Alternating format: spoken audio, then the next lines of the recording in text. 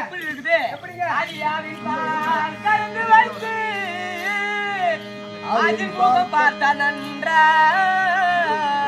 பால் கலந்து வைத்து அதில் முகம் பார்த்தால் நன்றாக தெரியும். அடிமேவியே முகத்தின் ரூபம் அடி விளங்கிட தெரியும் போதா. முகத்தின் ரூபம் விளங்கிட தெரியும் போதா. இந்த வாவியோ பிறந்து வந்தாய் இந்த வழியாக முழுகிட்டாலோ.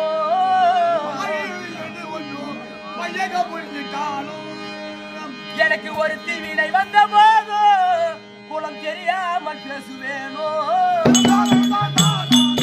ஏண்டி சுந்தரம், இவர் சொல்லக்கூடிய வார்த்தை எப்படி இருக்கு?